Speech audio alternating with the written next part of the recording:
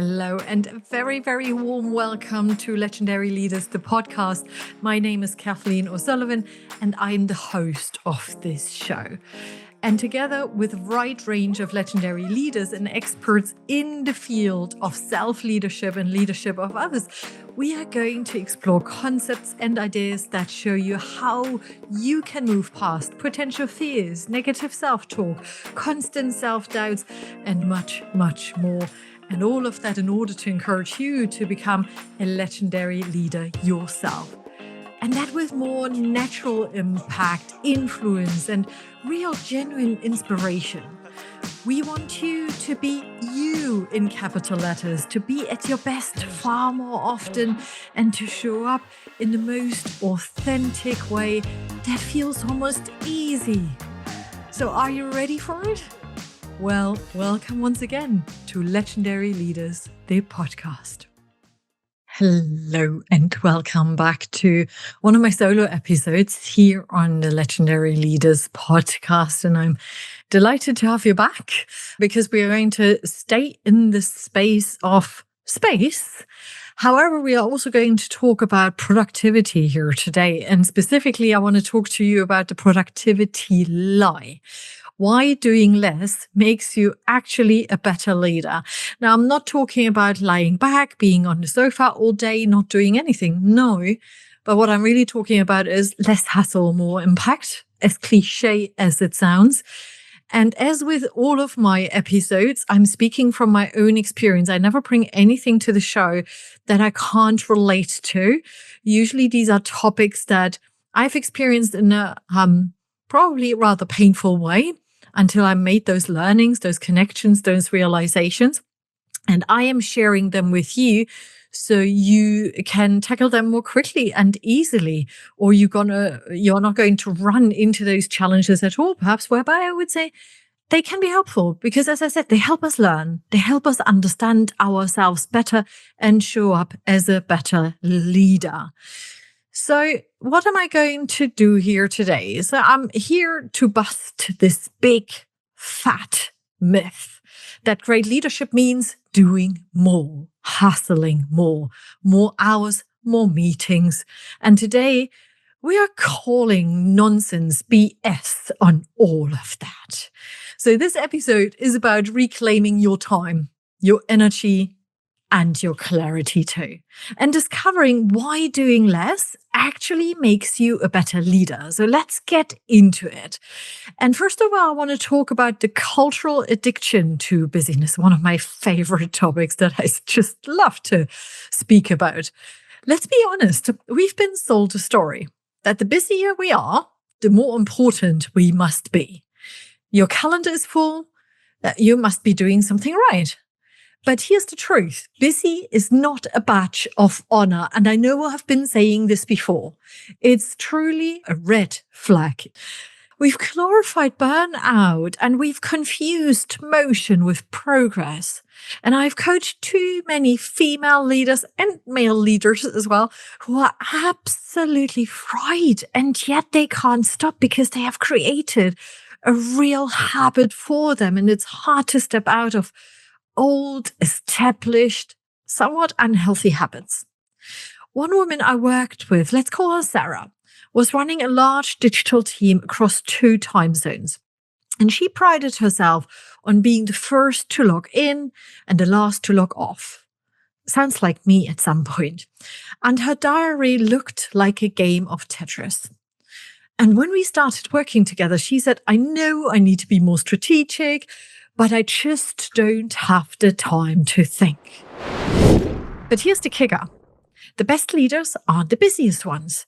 They are the most intentional ones. They are not reacting to everything. They are directing.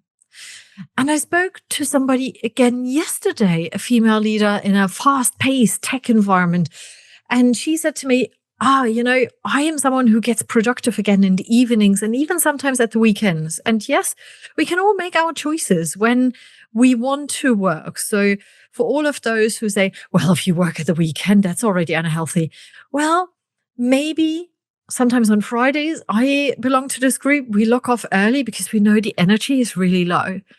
And I'm really good at then logging on for a couple of hours on a Saturday and getting some stuff done. It's quieter as well. And I have far much more focus. And that is what other people experience as well. So no judgment, because we're stepping out of the typical 9 to 5. All right. But what she said is that even when she's got time to focus, she gets distracted. Yeah, by messages, by social media, and many, many other things, because that's how she has trained herself through her beliefs, perhaps a few role models who have done that as well. And we are currently trying to break that open and change it for good. Yeah. So what actually happens when you do less? Let's flip that script. What happens when you stop equating your worth with your output? And a great manager of mine used to say, he said it like I will say it now very directly, Kathy, I don't care how much hours you put into the day, unless you go crazy and you run towards burnout. I care about the output you deliver. So if you want to arrive later, if you need to leave earlier, that's totally up to you. I want to see quality work. And he said it with a lot of care and a big smile. So that was the moment when I thought, oh, this actually feels good. Yeah, I don't need to be visible for between 8 to 12 hours. Let me invite you to reflect. And I'm going to share a few statements with you with regards to what happens when we stop equating our worth with our output. You start thinking strategically instead of scrambling reactively. You create breathing space to make better decisions. By the way, you model that breathing space, and other people may feel the permission to do so as well, so they have more time to think and make better decisions. You model healthy boundaries for your team, and they follow suit. You become a lighthouse, not a rescue boat. You stop being the bottleneck. And there are many, many other benefits that I'm sure you can think of, and I'm really looking forward to hearing about. Pay in particular attention to the energy that you will create for yourself and for others, how you feel in general, the kind of relationships you start to build or deepen. These are just a few additional examples. Let's take another example. One of my clients, let's call her Layla, was leading operations at a fast growth startup. She was known for always stepping in to solve problems, but she came to me exhausted, disconnected from the bigger picture, and wondering she was even cut out for leadership. And when she started saying no, and I know that can feel hard sometimes, first to internal meetings that drained her, and then at some point to firefighting other people's tasks, her energy changed. Her team stepped up and she found her rhythm again. She went from firefighter to strategic partner. And the way she described it to me was, I feel this light in myself again. I feel at ease. And I know that's a term I like to use in general. So doing less lets your leadership breathe. And you can step into your, and I know this word is a little bit overused, perhaps, authenticity, who you really are, how you want to show up in this world, and what feels in flow to you. It certainly creates the space for clarity, insight, and creativity that you want to bring into your role. And that's where your real value lies. So here are a few practical tools to break the busy cycle. Yeah. So let's get into some of those brass tack tools you can use this week. First of all, create a stop doing list. Again, one of my favorites. I'm loving it. Not a to-do list, a stop doing list. And I can't remember where I got it from. It was a book that I listened to, an audiobook, and it spoke about it. And I was like, oh my God, this is kind of the playful tool that I love, that motivates me to do something different. And since then, I have a stop doing list. right? Stop doing for me is procrastination. If I start to procrastinate and keep procrastinating, I know there is something I'm procrastinating on that's probably not of high impact. So why am I doing it? Why am I trying to add it to my to-do list? It clearly must not be the most important thing, right? What I also stopped doing is wasting my energy on negative energy.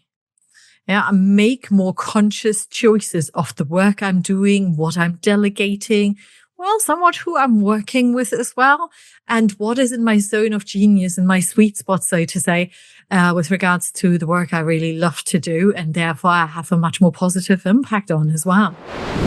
So you ask yourself, what would actually fall apart if I stopped doing this? If the answer is nothing, then seriously, let it go.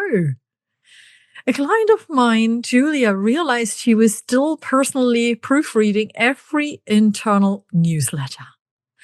No one had asked her to. It just became a habit from years ago, and she stopped. And nobody noticed. And that freed up at least 90 minutes of her time a week, at least, if not even more. Right? So if we don't give ourselves a bit of space, we won't even notice what we do habitually and what isn't of service anymore. The 1-minute pause is another tool that I really like. Next time someone asks you for your time or input, don't default to yes. Pause. Take a breath. Ask yourself, does this align with what matters most right now? And if that 1 minute feels awkward, maybe just say to them, I'll get back to you shortly. Let me have a think. Let me have a look at my diary. Give yourself some space. The weekly calendar audit, and I'm pretty sure many of you do that already, but do you do it consistently, right? Color code your tasks. For example, red is reactive, green strategic. My business partner showed me her to-do list today and it was all kind of strike through in red and green. So she follows these color codes. For others, it might be that you go through your calendar and you ask yourself what has high impact, what's really contributing to the greater goals. There is a need, obviously, to understand what they are. And then you review what needs to go, what needs to stay, what can you break down into smaller tasks. But color code first would be my recommendation. And when you see there is a lot of red or when you see there is a lot of green, that's your first clue. A marketing lead I coached found 70% of her calendar was filled with recurring catch-ups. She cut 40% of them and shifted to short weekly updates. And her team didn't lose touch. If anything, they became more empowered, but also they became more focused. Because when we have these open catch-ups, there's no clear agenda. There are no tasks for everybody, something to bring, something to be accountable for. They can become an open chatty session. And that's not a bad thing. We want to connect on a more personal level as well. But that is something on top of the clear business catch-ups. Yeah.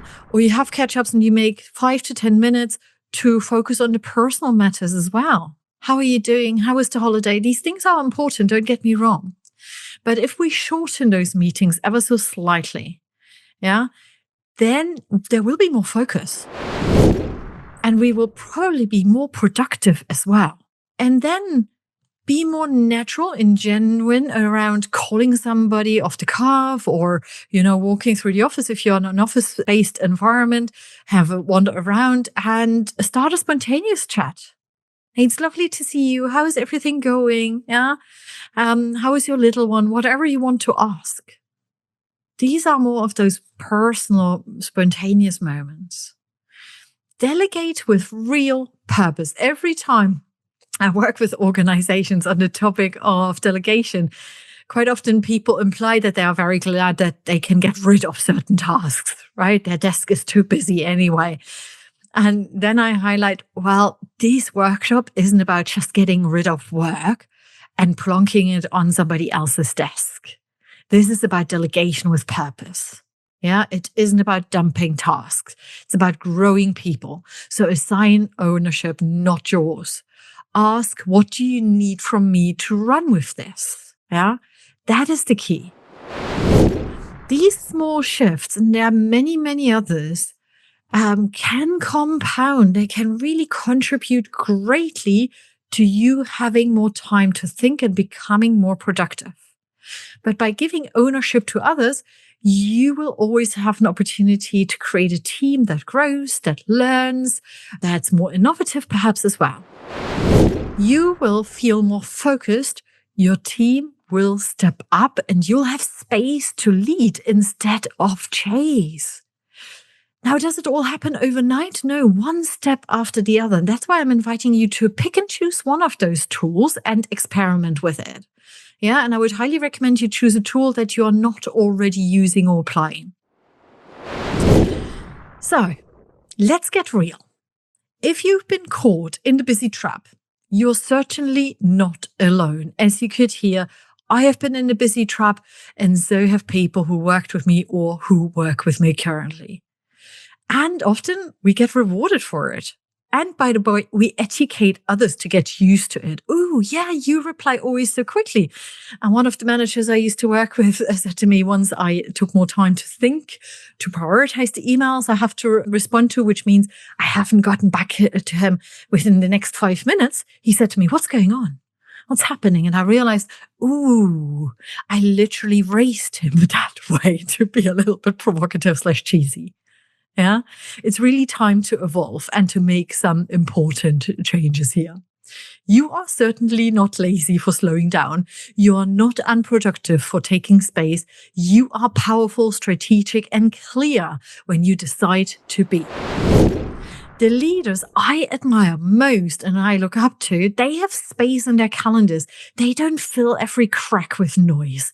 They protect their energy like gold. So here is your challenge. Cancel one non-essential meeting this week. Use that time to think, to plan, to journal perhaps, or just sit with a coffee and tea and map out what matters most. That's where your leadership edge lives. If this resonated, share it with another overachiever who needs permission to slow down. And if you haven't already, hit subscribe, because this podcast is your space to lead on your terms. You've been listening to Legendary Leaders with me, Cathleen O'Sullivan. I see you again next time, and I can't wait. Bye, everybody.